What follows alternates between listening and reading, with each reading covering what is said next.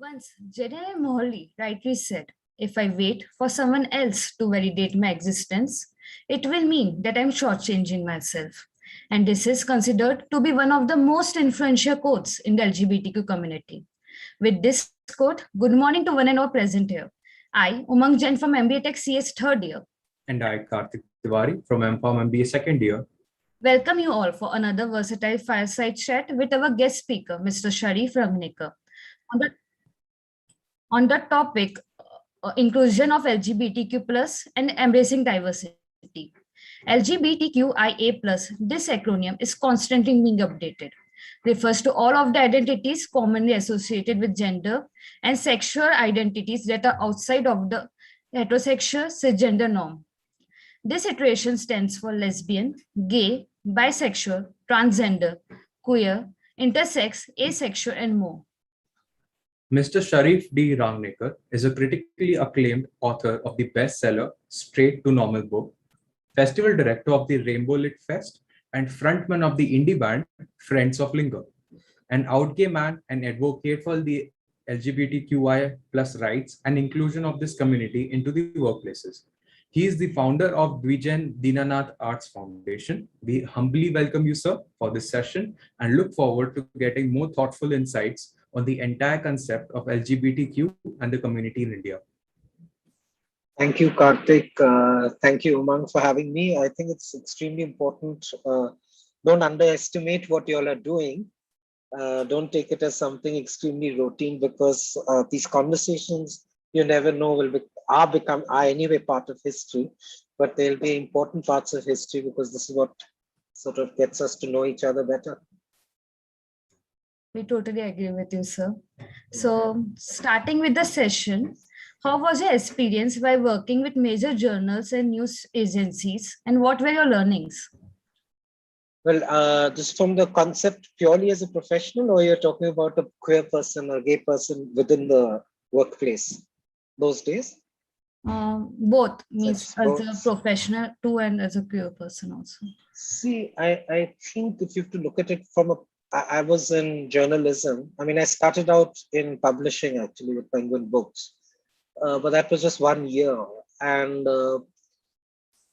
I don't think the issue of sexuality was anywhere there in my mind, or I knew I was different, but it wasn't something that was there at the forefront for me at that moment to address. But let me look at journalism first itself. And I think we all know what has happened to the media and what has happened to journalism. And I would say that the time that I was in the media, for a large part of it, the press hadn't become commercial to the extent it is today. The other part of it is we believed that, and we strongly followed a rule, that there are more than two sides to a story, but at least two sides to a story.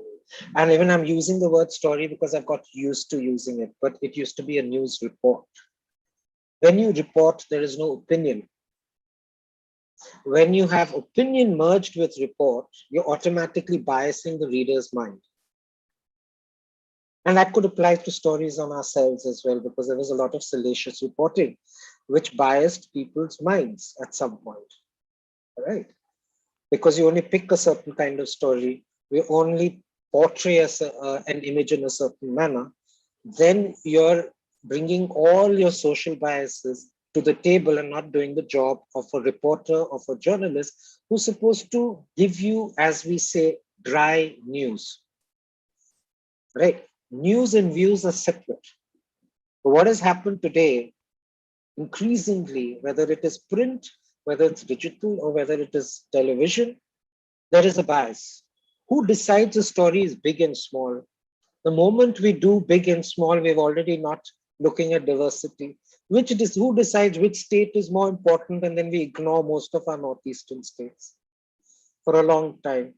Right? There will be floods in a certain state because it happens every year. Assam, for example, it's not front page. Like as though people die only 1 year and not the other year. So, the moment our minds are interlinked with the press we interact with, whether it's on our phone, whether it's on anything else. So a lot of the problems we face as a nation, which ideally should have been the nation as an example for diversity, right? Because of language, of culture, of consumption of food, uniqueness of cuisines, the fact that we don't have one New Year in this nation, the fact that we have different ways of celebrating different things. For example, I had, and I'd completely forgotten, I mean, though I was born in Bombay, but I completely forgot only when, the fact that Navratras are celebrated so differently in Delhi, because I've been here since 84, that I'd forgotten how it was in Bombay. And we didn't fast, right? Now, the fact, the moment you only carry one sort of story and you dominate it with your bias and your belief that this room, like my room, is the world, then, and that's important when you're looking at yourself, but when you're delivering to the rest of the world as media, this is not where your world begins and ends, right? So I think, but at that point in time of journalism that I was there, we were very clear. Opinion would go into the editorial pages, would go into the op-ed pages. But if you study media, you will see the editorial pages shrinking over a period of time. There are all kinds of new pages. There are a lot of supplement pages coming in, which are commercially supported. And our problem lies with the fact that we've had organizations who have tried to push press and print in particular, because we have to look at print first, to print at a really, really low price. At one point, at 1 rupee 25 paisa, something for a newspaper, which was not the cost of actual production. And they've obviously, newsprint was subsidized by the government, which was fine. Should be subsidized, because certain things need to be subsidized when it comes to the fourth estate, because it's part of your democracy. You can't run it as a business. But what started happening is advertising started supporting the survival of press. And when that happens, you're so dependent, on so many peripheral things to what content is, that you start sort of compromising on what your content should be. So today, if we discuss caste issues, what is that representation? If we discuss class issues, what is that representation? So if you look at the press, it's by and large also high class and high caste. And I'm not blaming any individuals out here, because that's how it's been built, that whole thing. But that's also part of the problem. And it doesn't mean also those who are there in the media or people I worked with didn't have a consciousness. No, they did. But it's all part of this larger question of embracing diversity and things like that. And I think it took me a long time to understand it. When I was there, I didn't see it. And coming specifically to gay life, I had my own fears at that point, definitely had my own fears, because there were no discussions. There were no news reports like you read today. Also, any conversation on sexuality, as we use as a word now, we didn't hardly use that word then, were quite critical and nasty. So how could, you feel scared then to come out, at that point in time. And we also had very limited search engines. I was just telling someone on a radio channel, I think 2 days ago, that we had something called Excite, which Excite, is ideally sounds like something for a pornographic site, but that was one of the major search engines in the 90s, late 90s. And you didn't have Google, Yahoo came in. But the information and the reach of a search engine was far more limited, because the world was not so digitized at that point also. And it wasn't seen that seriously, because we still went to libraries, we still did research, etc., and all that stuff. And yet, research on ground is still far greater than relying on a Wikipedia or something of that sort. And you all would know it. You all are students, you all are studying, you all will know how much you can get from the digital space and how much you can't. So that's, most of the information I got at that time was critical. It was like we had a disease with mental health problem. It wasn't a mental health problem, but you're mentally deranged. And then there was information I found out about a former journalist and a friend of mine who's a well-known activist also, Ashok Rao Kavi. So there was very little that was said that was good about him because he came out as gay. And even from the press. So it gives you an idea of the bias in the press at that time. Even I remember 2004, there's a well-documented murder that took place of someone I briefly knew, Pushkin Chandra, who stayed hardly, I think about less than 100 meters away from where I am. And it was a murder that happened there were two people involved and all kinds of stuff. But the press headline, queer sort of murder. 2004, 16 years or so, 17 years ago. Okay? And that's not a long time, actually. And the focus was on pornographic photographs that were found in his home. Leave alone, there was no dignity left in terms of how they treated either that family that he belonged to or him. The kind of reports were about promiscuity of the community without examining whether promiscuity is bad or good. It's already a value judgment, which is a heterosexual value judgment. Second is also the reason why we were walking on streets, going to parks and cruising. If you don't have safe common places, where do we go? Right? And that's the case for many Indians even today. So that was the kind of bias that was there at that point in time. Institutionally, I'm not talking about individually, because some of my best friends today are still journalists, and they're some of the kindest people I know. So it's institutional bias which sort of plays out. It's like as much as we say all Indians aren't bad, but institutionally we have certain problems which are scary, right? So I think it's like the same thing. One experience with one person doesn't determine a whole community, good or bad, either way, because that's a form of racism actually also. So I think that's the time, that was the place. I was damn scared those days because there was nothing that reassured me. There was nothing that I could find and read easily that gave me a sense that even being a journalist was safe. And I did move out of the media in 2001, mainstream media. I moved out with a journalist only, and that was, 2000. That was the time of the IT boom, the website and the .com boom, as we called it. And in 1 year, there was the bust as well. Things happened really rapidly at that time. So journalism, I think its role is extremely critical.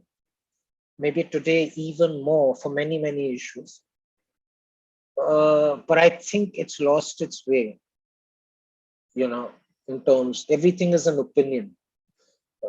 Everything is I am and you're wrong, and there isn't a space to have enough dialogues, to sort of bring out various lived experiences, views, etc.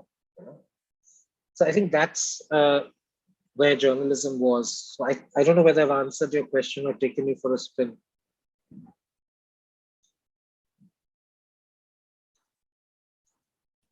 You have answered our question. Definitely. So you can counter question and you can interject if you wish. Definitely, we did gain a lot of knowledge with this answer. Can you, sir, also experience and elaborate your experience regarding how it was while running a consultation firm or a consulting firm, I would say? Yeah. Well, I think I just carried all the baggage of society and the social mores and the issues when I was working at a public relations and image firm. Uh, there is this assumption I think all of us have is that power. There's this whole assumption of hierarchy, right? That you're a CEO, so your power. No one thinks of firstly responsibility. Everyone thinks of power. They are, I think, wired in such a way कि बड़े आदमी हो. I mean, like how do you measure a person whether he's big or small? So, and when we keep talking, like कर्म से पता लगता है. We say all of those things, but when it really comes to our real life, we just look at it कि बड़े आदमी हो, छोटे हो, मैं छोटा हूँ, आप तो बड़े घर पे रह रहे हो. I mean, we've legitimized such disparities very easily, over a period of time. And there's also an assumption that because you're a CEO, you can get away with anything, that you're secure in that place. I didn't feel that security, definitely didn't feel that security, although it was an advantage. You see, because when I've noticed, and in fact, there was a conversation, Apurva, who maybe Apurva Asrani, who's the film script writer, national award winning. He'd written Ali Ghar amongst several other films and serials. So Apurva and I were at a conference. This is 2019 November, actually. Sorry, 18. And then at that conference, we were discussing that how in Indian families, that if you're successful, which means there has to be like a light over you. There have to be others talking about you and saying great things about you, or saying, "Arey, aap bahut achieve kar chuke hain." That kind of stuff. That it sort of gets parents, gets families to start sort of accepting you. This, I don't know whether to really accept and embrace as the word you all have used, but they sort of say, okay, theek hai, people are speaking nice things about it. So I guess somewhere in their psyche, that at least they're not talking negative stuff for my child. Right? But that acknowledgement has to come from outside. So not in my case. My mom had already, accepted me, and she's been through the journey of my life as well as much as I've been through hers. And I keep telling her I've lived all, I've known her all my life. She hasn't known me all her life, but that's because she's my mother. She was born before me automatically. So, but what happens is you also, success sort of neutralizes certain things, And when I say success, it's not that I sought being a CEO. It happened by chance. I worked really hard because, like many other gay people, like many minorities, is that you work even harder to prove yourself so that becomes your shield to criticism, to questions, and let that work talk for you. And so that's what happens. That's like a defense mechanism. And that's really unfair because a lot of people burn out, a lot of people go through mental health issues. They're stretched to the extent where there is no time for the self, there's no time for love, there's no time for so many other things.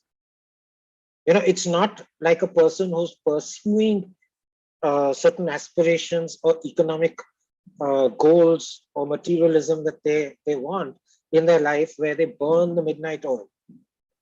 This is not a choice. This is a defense. Like it's as much as we would like a peaceful world, we don't want war and all, but we will still invest in defense, right, to save our borders. It's exactly the same, right? So that's what happens to a lot of people. Having said that, when you have that privilege, when you have those sort of positions, it does help, because some people who get to know, or that you're gay, and they'll say, "Oh, I didn't know that a gay person can be a CEO, or a gay person can be X, or he's competent, or she's competent, or they're competent, a queer person, to do X, Y, and Z," because they have not interacted with them. So in a small little dot, it does help out there. But the corporate world, by and large, is conservative. It always plays to the market. When you're in market economics, you're playing to the market. When you're building an image, you're always tugging at someone's emotional strings, the consumer. It could be the government. It could be an institution.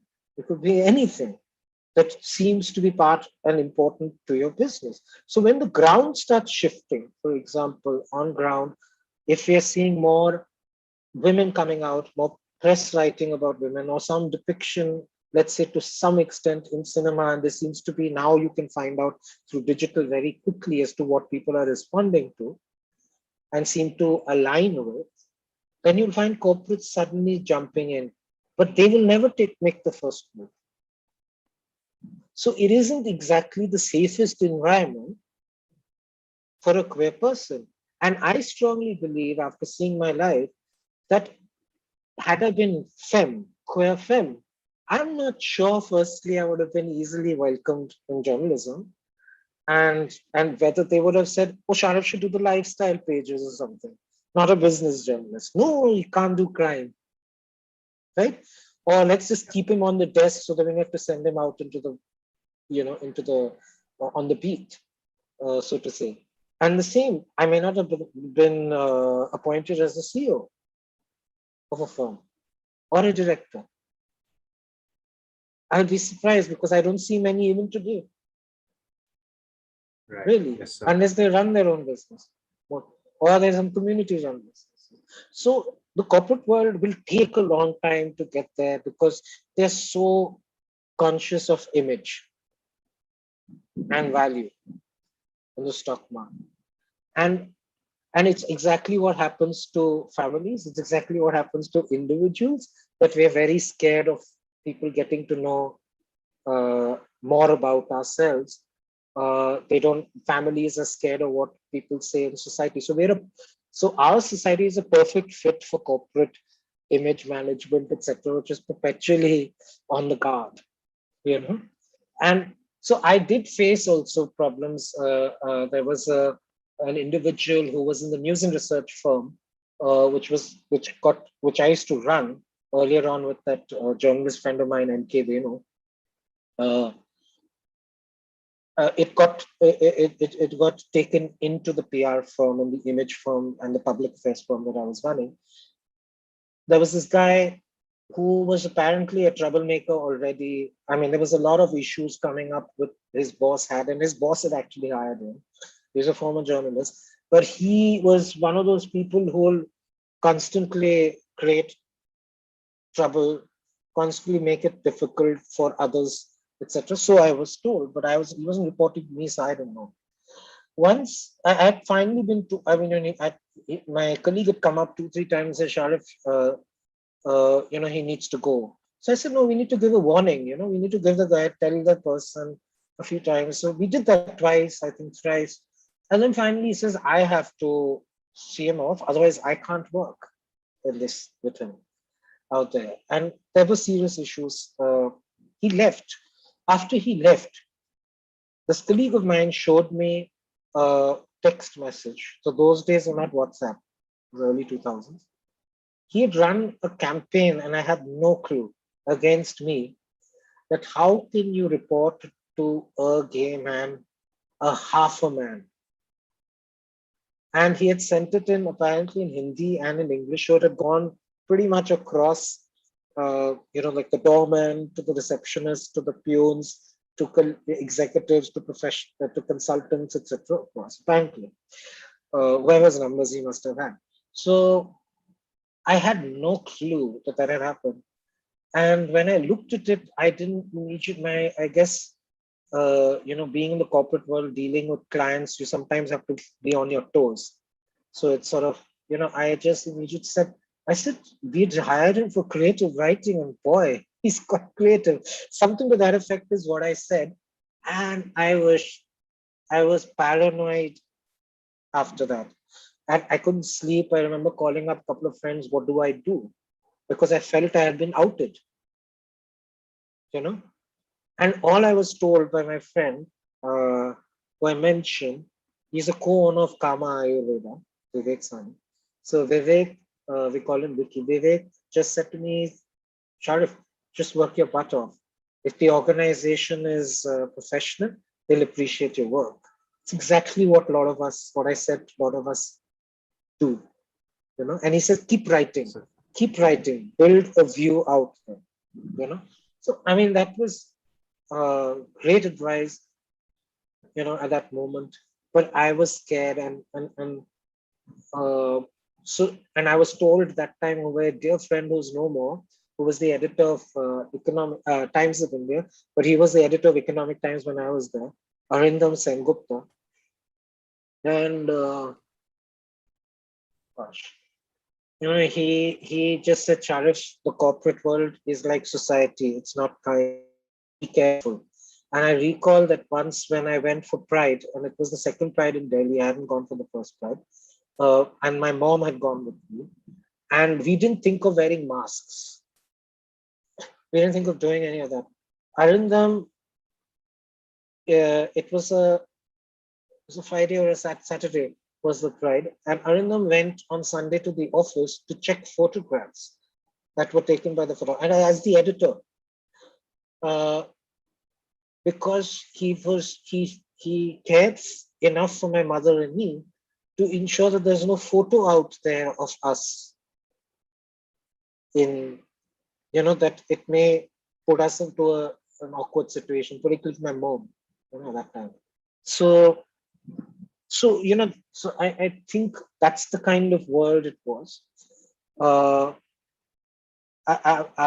did well as a head of a firm, but that's the kind of issues that were there. And today, people talk about diversity and inclusion, but one thing I had started, because I used to feel I didn't like the hegemony, sort of the power of Delhi being the head office. We had offices across India. I consciously, or I think instinctively, also didn't like hierarchy. So I like to work with my team. And what I did was, what I noticed, particularly in the Delhi office, the women didn't speak much. The girls didn't speak. And I think most of their bosses were men. And so my first step was to do a Friday open house, which we continued for quite a few years. And we used to discuss all kinds of things. We started off with commoditization of women and objectification of women. And believe me, that day, the way the girls spoke, they really cornered the men in the office. And I was so damn delighted. And that was the starting of conversations, which I think changed the culture in the organization, or created a culture where we could share and talk about all the things that today people define under D&I or DEI, diversity, equity, inclusion, all of those things. We didn't have that vocabulary, but we just believed that free thinking is important. And it led to a situation that made it easier, not just for me, but for others to come out at work, and be free about it. And I think we had the greatest years when we started doing that, in terms of even business, in terms of staff retention, all of the things that people use for measurements today. We didn't do it with that. But when I look back and look at the data, I see those years were the greatest years that the firm had. Exceptional. Sorry, So the journey. The answers are very long. No, sir. The journey has been a roller coaster, but still the learning that we got was exceptional. Yes, it was really motivating how you dealt with all the hardships and conquered it. And you are where you are at right now. It's really motivating. Umang, I want to say one thing also, because I don't want to slot you to be a woman, but you are. I think there's a whole generation of people, and women, I would say, in this country are just amazingly strong. Even if they're subservient, or they've got used to being subservient, or they even support indirectly, I think there's something that has happened over the years which has made them unconscious of the biases, of all the options or the choices that they have been denied. But I think one thing you could learn from mothers, from women, from people who get who are shafted, pushed around in our society is they live day to day and they keep going. And I think a lot of us from one point in time, we just felt we have to find a way every day. So when you use the word hardship, etc., we didn't think of it. We couldn't. How many do we pause and think of as hardships? How much do we deal with the chaotic, aggressive driving on the streets of Delhi with people having road rage? How much do we think of, something else of, corruption, of paying off someone to just get a gas cylinder and all kinds of stuff that you go through every day? Those are actual hardships, really. But you can't, we didn't have the time, the luxury. And I think sometimes it helps you deal with certain things is when you pause and think and you're in a position to take certain decisions and make certain choices, is when you start realizing that something was harder than it should have been. Totally agreed with you, sir. Means nowadays times are changing, so women are getting equal opportunities as of men, and they are really passing it with flying colors. And about the hardship, I totally agree with you. Means when we think what we had done in the past and then realize it that it was really hard, and it was something that we are not capable, that we thought that we are not capable, but we could do it. Yeah, and also, Umang, if we have to look at what is brave and what is not brave, it has a context of time, place, class, caste, and the rest of it. I mean, it's like, with due respect to education, it's like a lot of us who are so educated can't do what the farmer does. Very simply, right? It's then, how do you gauge competence? How do you measure that? How subjective is it? How brave is a woman and how much pain can she take when most men cannot experience periods Yes, or sir. childbirth? So what is Right, brave? sir. So I think when you look at diversity, you have to start re-examining these words from a context of various other things. So when people say I was brave when I wrote my book, I didn't think so, because I knew lives, so many other lives out there that I would shudder to even imagine living it. I had a safe home. Right, Bravery sir. has different definitions for everyone. Means it's a personal definition for everyone. Shouldn't be used like the word awesome, which can mean for the weather, which can be for an entertainment program, which can be for food. It means nothing actually. There's nothing specific. Yes, sir. Yeah. So moving on, what is exactly the LGBTQ committee means to you?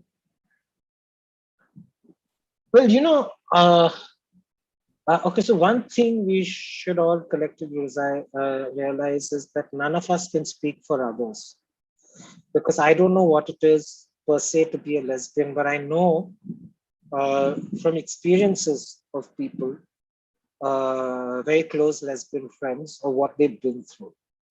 But can I feel that pain and know about it? As a writer, I could maybe write about it to some extent, but I could never measure what it is. Similarly, I feel, and again, that's a personal bias, and that we're all minorities one way or the other. And with that minorities come other minorities that are there in for a long time in our country, which is to do with caste, which is to do with color, which is to do with size, shape, etc., everything. Or the assumption of who looks like a woman and who isn't. Uh, facial hair. Which is so many other things. Religion. There's so many other things. But I I can't help but feel connected with not just the LGBTQIA plus, but to some extent with other minorities when I keep reading and interacting with them. Again, I can't feel the pain to that extent, but I can perhaps empathize certain things on certain things which are similar, you know. Uh, but if you have to really look at the community, to me, and some people may disagree, I think the conviction, the strength, the the bravery, if you want to use that word, that the trans community have is something else. I think people who are queer femme is something else, because they are, as what you call cisgender. I identify as man, as a male person. But if I identify as a female, or if I was gender fluid or as non-binary, if I dressed differently, and those were my choices, and I can't imagine those challenges. They would be 100 times worse than what I've experienced. Um, a trans person, a person who goes through transition within the trans, not everyone does. That calls for an incredible amount of strength. What we don't realize is not only do those hormones and the medicine and everything else that sort of affects your physiology and psychology, there is also the fact that there will be friends who you thought were friends who don't want to interact with you any longer because they may have seen you as a woman and now see you as a man, or a man, they saw you as a man and then they see you as a woman. They can't, very few relate to that, which is a bias. Because if we talk about bonding and we talk about love and we talk about emotions, what is the physical to do with that? And that's also a person's sort of choice, what they want to wear, how they appear, etc. Some of them are biological things that you do appear in a certain way. Some of them could be thyroid problems, could be all kinds of issues that everyone faces, and they take that, the body takes a certain shape. You may be even exceedingly skinny because you wanted to be in size 0 because certain brands tell you that that's the most fashionable thing. That's a bias as well.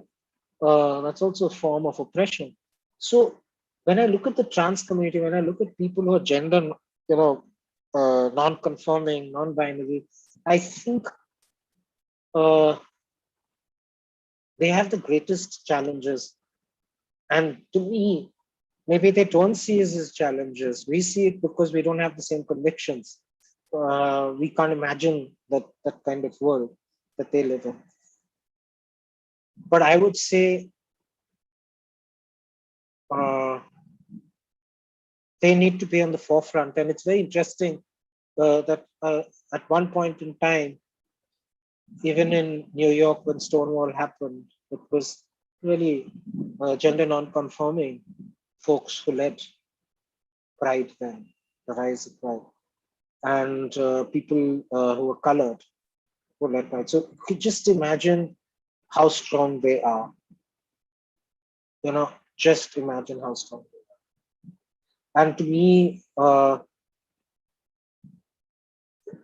if there was a way to rephrase, but we got used to saying LGBTQIA+, it should have been something else. It should have been maybe TQ, something, and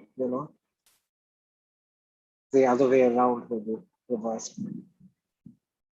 So yeah, so I think we're just all minorities trying to find space in this world. And if we have the strength to change so many things on discrimination, which will ease a lot of choices on heterosexuals too. It's almost like the rise up of Martin Luther King, that the beneficiaries were not Black alone. In fact, the whites benefited a lot. And it's like women would, men would. There are so many men, heterosexual men, who are under pressure to be a man, and who may or may not want to be the only bread earner, where we've taken decades and decades and centuries to accept that a woman can earn. We'd be in a world, or we could be in a world where singlehood is respected and people don't say usme khot hai, isliye shaadi nahi kiya. And particularly to women, we would be in a world where choice and happiness drives society. The moment you're so conforming as we become, you're welcoming dictatorial systems Definitely, because you sir. just believe oppression and discipline of a certain kind.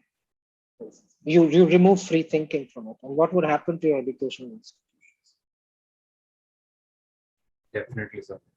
Hearing all your experiences in such way, I definitely want to know one thing about Yeah. how was your experience when you first opened up, and who was the first person to whom you opened up about yourself, and what was that reaction, that experience about it?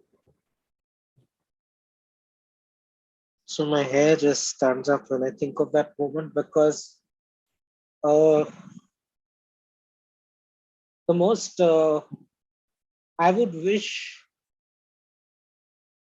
that people like M.K. Venu and Chitra Padmanabhan, they're a couple, they're both journalists. I would wish them, people like them to everyone. I wish there were more and more and more and more people like that. I came out to them first. Venu was my boss at Economic Times. And I don't know what told me that I can speak to him. And I built a rapport with his wife. Briefly, she was in Economic Times as well. But what used to happen is every morning around 7:30, I used to call Venu when I joined his bureau to discuss the main news of the day. It was a habit. And Chitra knew. She used to pick up the phone. She'd say, "Ha, Sharif." She would just pick up the phone. She knew it's me. It's going to be Sharif calling in the morning. And I was just crazy about getting news those days. So uh, I went across to that place. I had taken 4 or 5 days off from work, and it was rare for me to take a day off from work. Uh, I think I was just happier being busy and reporting. And so when I went there, I took a few days off because I had decided I had to come out to my mother because I just started going to the NAS Foundation's Hamrahi group meetings, and I never used to lie as such as to where I am. And my mom knew all my friends, all my colleagues, because I used to have parties and I used to socialize. So suddenly, where am I going these Saturdays? I was scared that she'll get to know from someone else. Uh, so I called him and I came out to them. And it was a strange dinner at their place. And finally, and I just said, I have to drop a bomb. I've got to tell you something. So Venu, being a curious journalist, he'll call me later. Sharif, batana kya hai? Bolo abhi. So I said, nahi, when I come home in the evening. So then it was finally after we cleared the table that I spoke. I kept delaying him. And I just said, Chitra, Venu, I go to this Mars Foundation has Hamrahi. So immediately Chitra said, "Oh, Anjali Gopalan." So I said, "Yeah." So she says, "Oh, that's great. So did you meet Salim? Salim is a well-known historian who's no more, just passed away. Very dear friend. He was the co-author of Same-Sex Love in India, which was the book used as part of the 377 case as evidence. Okay, it was the first such book. He's a historian. And so I said, yeah, Salim's there. So Venu was like, after a drink, did he hit on you? So I'm just stunned. No one said gay. Oh, are you gay? Oh my God. Or anything. It was like, do you know this person? Do you know that person? Okay, so what's the problem? Actually, so what's the problem? So I said, I want to come out to Ma. And then, so the first thing, Venu just said that don't underestimate your mother's strength. But she'll understand it. She'll be maybe a little hesitant in the beginning, but she'll go along with this. And Chitra said, absolutely. She says, we know her, and if you have a problem, you know where to come. And they have been part of my life for so long that it's difficult to imagine life without them. And that gave me a lot of strength to know that they're there even today. And it gave me strength to, in a way, to speak to my mother as well. and come out to her. So they were the first. They were the first. It's wonderful to see that you had a great company who understood you very well when you did open up. Fabulous And, people. definitely. Great experience. Yeah. That's Yes, why I say I would wish people like that to anyone and everyone. World would be so much nicer. I wish there are more offices where people are accepting LGBTQ as you had.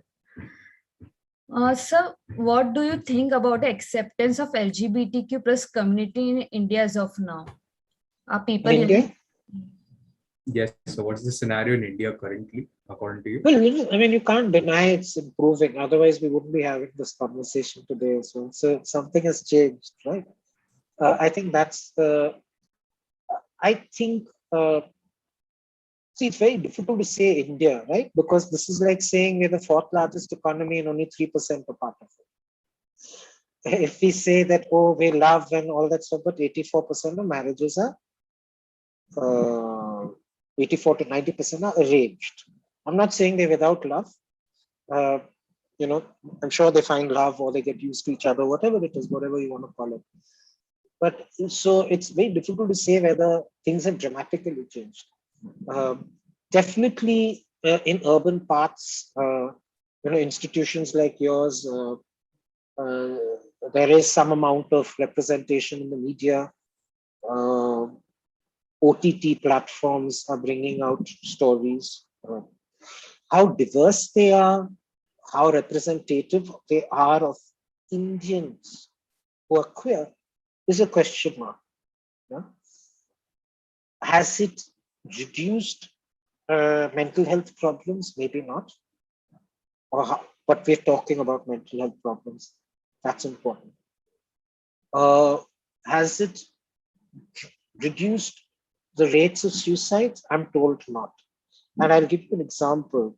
This is September 2018 was the order. I was having a conversation in May of 2019 with the Hamsafar Trust with one of my friends.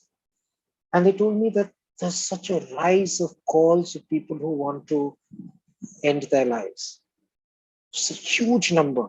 This is much more than they'd experienced before. Now, so has things changed that much? You see, sometimes the problem in the journey of coming out, the problem of sort of having a face, having a space, also leads to a backlash. Suddenly you find heterosexuals getting more and more offended because we are getting free. So you can maybe face more violence, right? We hear of gay bashing. We don't use those terms yet. But what do you say when in Madhya Pradesh, a woman, that same summer of 2019, a woman is tied to a tree and beaten up and she was lesbian. Now, is that gay bashing? Is that lynching? What do you want to call it? Okay. Yes, some people may say that we are reporting much more than we did before. Perhaps. It's like rape, right? It took a long time for women to actually feel that they're safe if they could go to a police station and report an assault. Maybe numbers went up a bit. But that also means that there were so many problems out there that we didn't know of, or we were not conscious of, or not reported about. So I think the most gratifying thing that has happened since 2018, since the time I came out also, is there's more representation. There seems to be a larger population. This, social media has brought a lot of change. It has let people speak, they dress up, they do what they want. Mental health's being looked at. Counseling has increased. There are more and more NGOs doing work across the country. Safe sex, health issues are being addressed a lot more. Although the gay movement rode on the back of HIV when it started. So, but we're seeing all of that. The problems will continue. because I think heterosexuals still assume that they're in power. So when you see cinema, for example, there'll always be two views. You know, there's a whole section of us who felt Shubh Mangals or Be Savdhan or whatever was was an opportunity lost. It was missing its authenticity. Okay, because I at least when I watched it, and my mom and I watched it together, we in fact met the whole cast, and our expectations perhaps were greater after meeting Ayushman, Neena Gupta, and the others at a radio channel. But we didn't feel, I couldn't feel anything. I didn't feel love. I didn't feel that emotion that I could perhaps see in Kuch Kuch Hota Hai, or I could see in Pretty Woman, or in so many other films that I've seen, and gay films that I've seen where I could see love. I Can't Think Straight with Lisa Ray, the lesbian film, which wasn't reported about or talked. It only ran 1 week in cinemas out here, where I could feel love. I could feel the bonding. What I just saw in that was just one moment right at the end. So to a lot of us, that movie was a letdown. But again, for some sections of people, they felt that at least someone talked about us and our lives, although it was less than a percent of what our lives actually are. You know, that was one. And also stereotyping in that the idea of love being between two people. Right, it plays back to heterosexuality and marriage as being a monogamous structure of a certain. The word commitment today means only one thing, or two things, or three things that are already set and cast in stone. Commitment is not a promise made and designed by us between two people, or three people, or four, whatever. Right. So it again plays back to the idea that two people have to be together.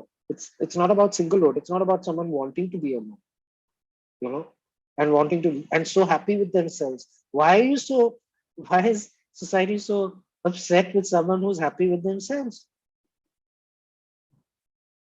Right. So when you keep playing back, that heterosexuality comes out, that while a lot of us felt that there could have been a little bit more in Ek Ladki Ko Dekha, for example, there could have been a little bit more in the way the story developed, the way it was directed. But there was greater authenticity because it was written by Ghazal also. She's a trans woman. She knows what's it to be left out. She knows what it is to be in a certain family. She was accepted in her family. She's just a fantastic family. Now, that is a problem. But when you look at the gender dysphoric kid, for example, in Dolly Kitty, with Konkana, it's just too beautiful. Wouldn't have imagined it in my life. So I think some things will move forward. But if you look at some of the cinema like Onir made I Am, or he made My Brother Nikhil, we've regressed. If you look at I Can't Think Straight, we've regressed. The whole idea of popular media has taken over also the narratives. So there'll be good and bad in it. But let's say we need a lot more of the kind of cinema that Onir made. We need a lot more books being published and translated into different languages so that we understand the world of India and the queer world of India. So I think a lot has changed, but hell of a lot needs to be done. I think there's a question, or someone has raised their hand, Shambhavi Gupta. Yes, sir, we'll definitely take that question up once we get to know. But regarding one thing that we are having conversation about is the workplace. And since even you had a great experience there, how do you think has it changed now? Has the workplace become more welcoming, comfortable, inclusive place for all the people in the current scenario? Or are you seeing a transition happen progressively? See, I think the greatest thing that has happened again, obviously, is that there have been a lot of companies who've taken steps to relook at their policies, insurance and things like that. I have interacted with corporations who are seriously even looking at hiring or getting consultants on board, not just from the community, but also mental health experts to engage and help anyone who requires that kind of help. And some of them are doing it specifically for someone who's perhaps going through a transition. That's the time they need the greatest support. So those are major. I think they may seem like very small steps, but I think they're significant steps. But if you want to see, I keep telling corporates that, this whole word they use, empathy and things like that. You need people in positions in certain important positions in an organization who come from up. That's real change. You need to relook at how you assess merit. Diversity cannot carry the same filter then. Entry points cannot be the same. Because diversity then means recognizing the fact that everyone has had a different life and we're not all part of the same machine. Right? It's like I can't be a woman. I can't be a mother. In that sense of certain things that mother imparts to a child. We have to recognize diversity from all of those aspects. But there are people who have not been able to get the same education.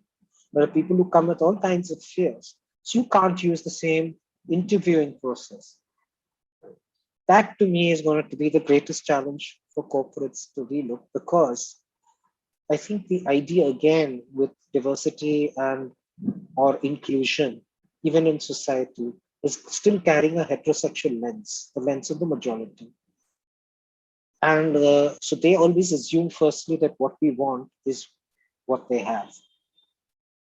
What we want is what they choose.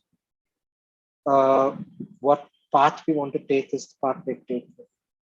That's why everyone will focus on same-sex marriage, just as an example, or what I was talking about in certain films. That may not be the choice to everyone.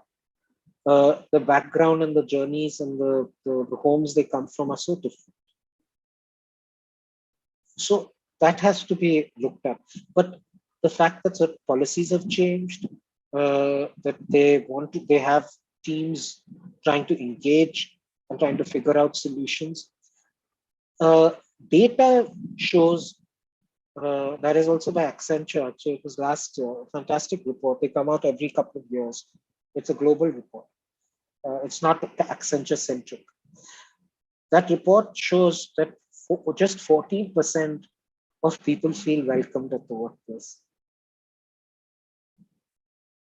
I can't remember the number, but there's a large number of people who still feel coming out will come in the way of their career path.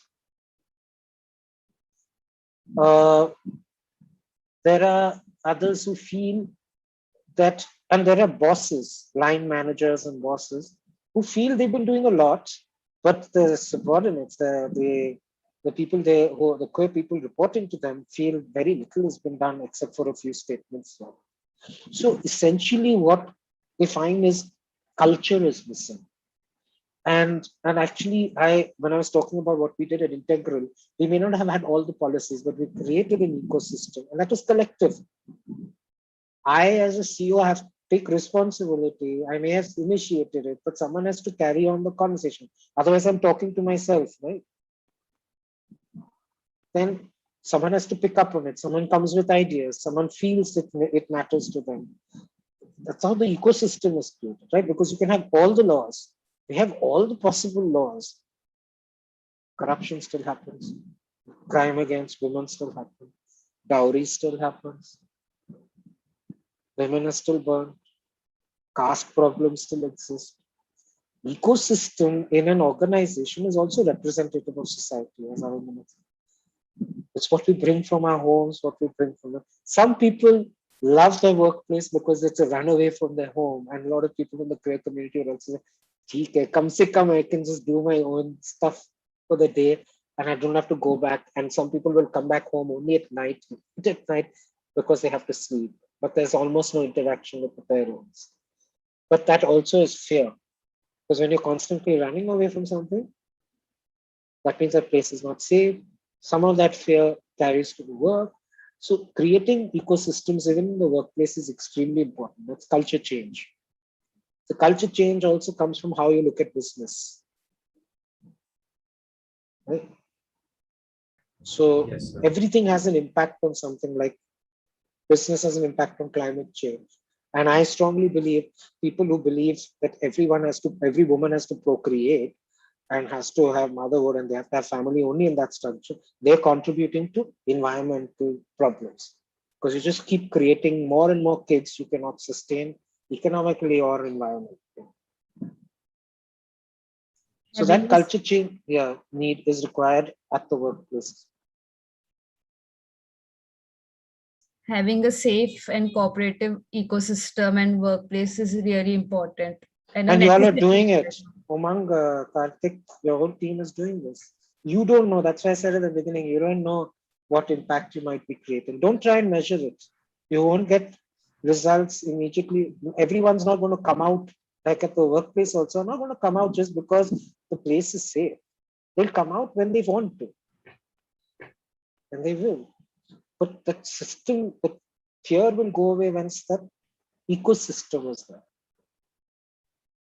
So we are taking the right step in the right direction. It will just take time. Absolutely. Yeah. Yeah, true. I believe so, sir. Yeah. So how can an individual contribute in spreading awareness about LGBTQ? You're talking about a queer or a straight individual? In gender people. Heterosexual. Well, I strongly believe that conversations are one of the greatest ways. I believe making friends. How you make friends? Do you make friends only basis who they sleep with? Their personalities. Interests. Right? Some of you all might become friends because of cricket or art or music or literature or ideologies, right? Political ideologies. Some of them. So when you make friends, each one of us are multidimensional human beings. Right? There's just so much to us. If you can make friends like that, and not attach a label of sexuality, of religion, caste, and class, of color, then you're genuinely making bonds, great bonds. Because you may or may not know the person's sexuality, they may or may not talk. But if you do, and no, you need to be sensitive towards that. You need to be sensitive what language you use, what jokes you crack. Most gay people will not like jokes being cracked against women in the way they happen.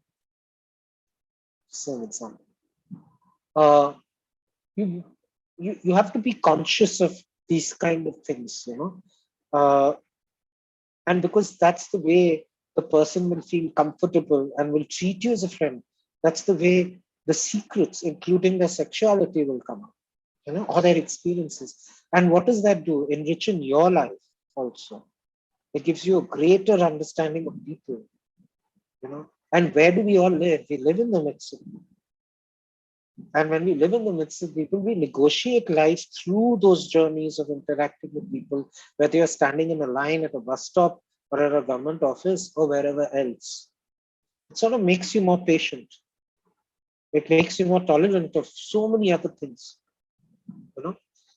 And I think that's where it begins, a consciousness. And if you really want to have friends of various backgrounds, you need to read more, you need to search. You have so much more information than we have at our time.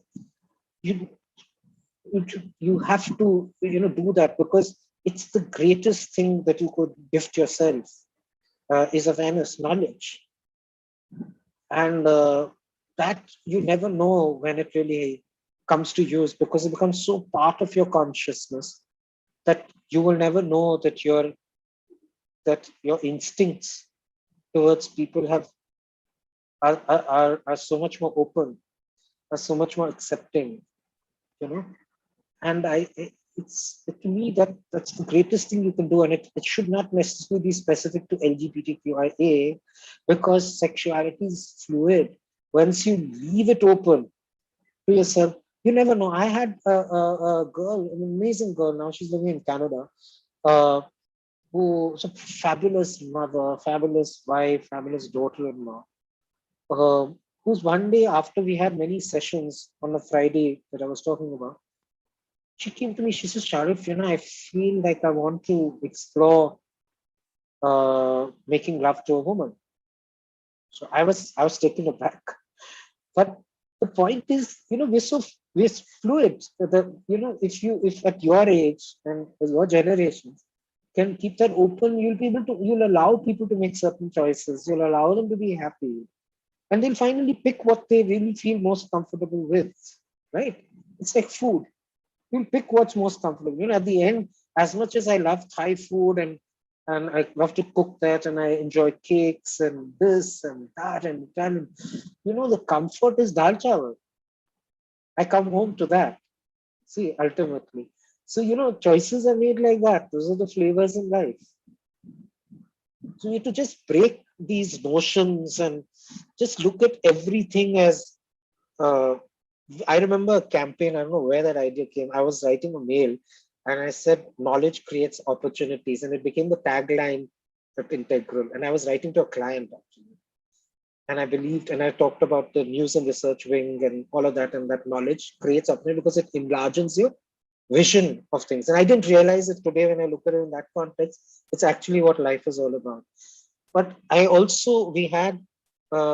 traveling somewhere and I was trying some food, or I think it was Lavazza, they were our client, and so I was in Italy, and we were just trying pairing, and then I just suddenly said, we came out with a campaign about the firm because we had so many offices, and I loved the idea, and I didn't realize it was my intrinsically or deeply diversity. We had a palette of all the masalas and all that stuff, that when we bring them together, we will make it sort of, tasty and appealing. But it's how you bring all of that together to make that dish. Sort of, So it's exactly what your life is. And it's how you put it. It's that tadka on the top. Ghee dal diya, the ghee ka taste. It's like in Italian thing, if you overcook the pasta, it's like stodgy, it just sticks. And it just doesn't feel, it doesn't absorb automatically the flavors that are there because it's too stuck to each other. It's like life, right? You're too stuck in a room. You may or may not be able to absorb this. And I'm not saying being stuck in a room is bad. I am intrinsically an introvert, but I prefer not too many people. So yeah. So I think that's how you have to look at it. So you create friends like that, quite inclusive. I had so many friends in journalism because we all loved Bob Dylan, who's up there on the wall. We all liked some of Lennon or Pink Floyd and Roger Waters and songwriters like that who were very political. But it appealed to our journalism maybe somewhere, at that time. So some of them we continue to exchange messages. So that's, look at it that way, but be sensitive and aware.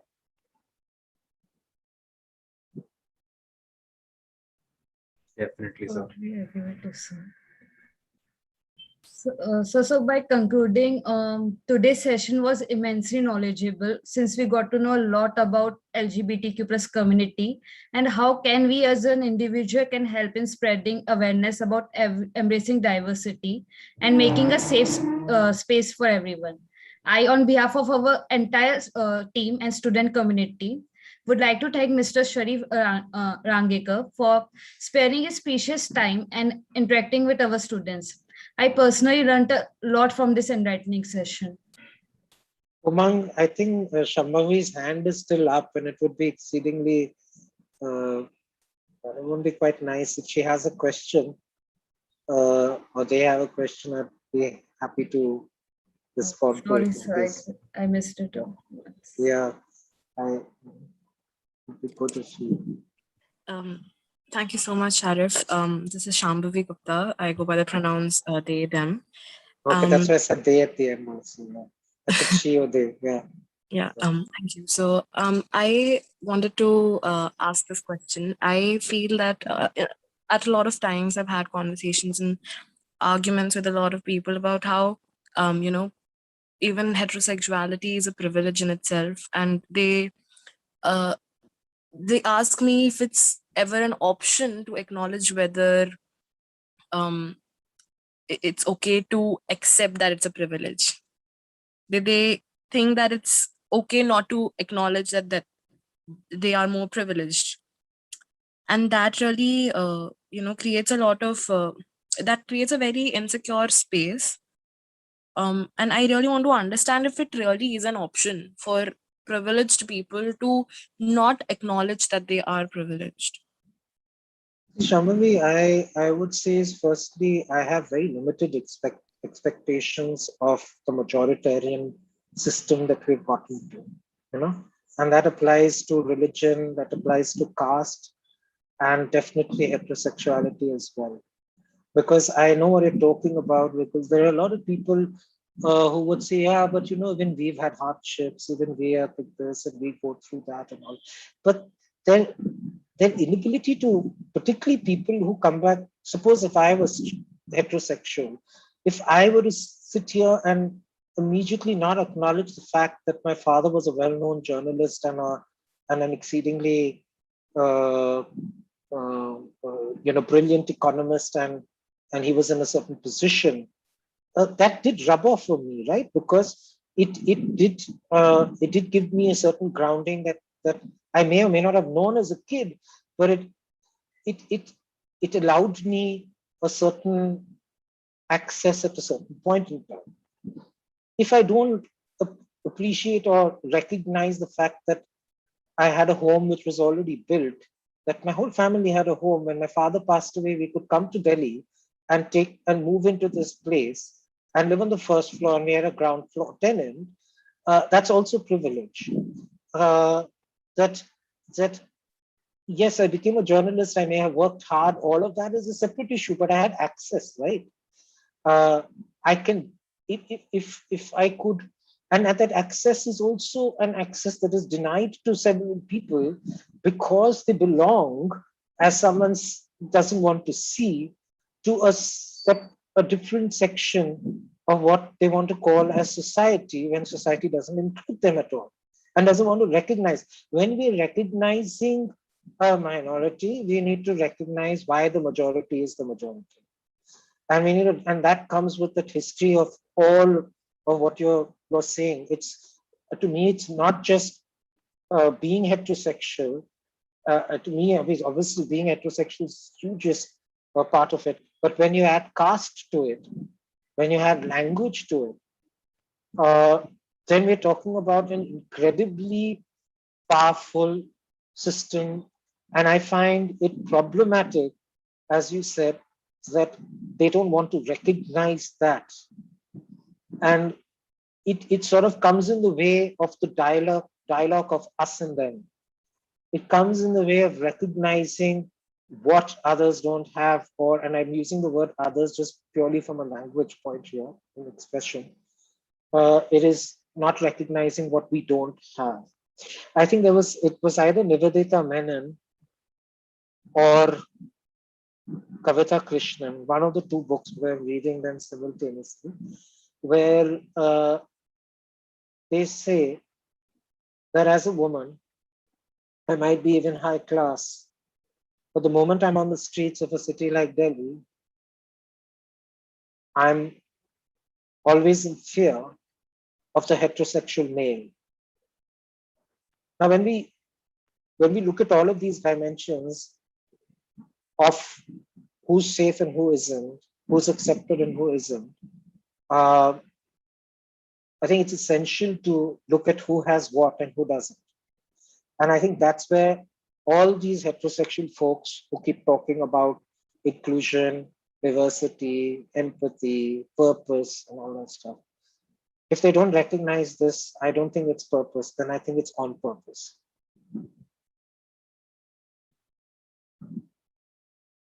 I don't know, Shambhavi, whether I even answered your question, but I just sort of see what you were trying to say, and I think it's terrible when people don't want to acknowledge, because then they're just creating a bubble, and it's like it's not on, it's not fine, it's not okay. Right, so but then we are all hoping and that there's a positive progress in the right direction. So we hope that there is some change seen as soon as possible in the best way possible. But I think what Shambhavi picked a very important point. I think in one way or the other, I may have answered it earlier, but I think it's again, it comes back to the question on friendships, on empathy, and recognizing certain things you have, recognizing bonds and connections that you have, so that there's some form of equalization. But the moment you create that space, you'll be able to listen to the stories and lives of people who've lived certain ways, that then you will understand what it is to be brave from different contexts. What you understand, and bravery comes from challenging so many things around you. I think that's what Shambhavi is talking about. When you can't recognize someone else when you don't want to acknowledge who you are. Yes, sir. Thank you so much for your answer. I completely resonate. I also agree with the fact that, all of these issues are very intersectional, and casteism, for example, is a major root for queer phobia. I've seen it with my own eyes, so I know how deeply rooted all of these issues Body are. shaming, so many other things, just so many things that sort of create, and we're also dealing with a social media world which has its great ups, pros, but it also has the cons, because if you're looking for validation and then you face, whether you need validation or not is a separate topic altogether, but a lot of us do need validation because we feel alone, and then you get abuse. So I think there's so much out there, but I just believe, and I strongly believe, as much as people want to disregard millennials and the rest of them, I think they are the ones who will bring change and are already doing so. Irrespective of what our generations may have done in courts and continue to do so. But I think future would. I was asked whether I would, about death and life recently, and I said I would want to come back as gay because I'm sure the world would be better. I don't regret being who I am. Right, so definitely resonating with the same points. So with this session, it was a really knowledgeable session, which I at least have a lot of gateways open in my mind, especially when you've spoken about the hierarchy and the biasness that is still present. But I'm hoping that once we enter the corporate world, after such knowledgeable sessions and every conversation that we have, we are able to bring some positive change in it. Let's hope All so. the best from that. All the best. I'm sure you will actually. Yeah. Thank you so Thank much. you. Sir. Thank you for having me. Thank you, sir. And I would like to also extend our gratitude to Dr. Akshay Malhotra, sir, our faculty, mentors, Smita Bonde, ma'am, Harshul Kotwal, sir, for their constant support and the guidance. We would also like to extend warm thanks to all the participants of today's session. Thank you for giving us the company and making this a huge success. It has been an amazing journey of 16 fireside sessions in which we covered a wide variety of topics and interacted with versatile personalities. On this note, I would like to thank you and like to mark the end of our sessions for this semester. And we'll be back soon with more knowledge elevating sessions on the topics of your choice. Thank you so much, sir. And thank you, the audience. Thank you. Thank you, sir. Have a great weekend. Thank you, everyone. Thank you.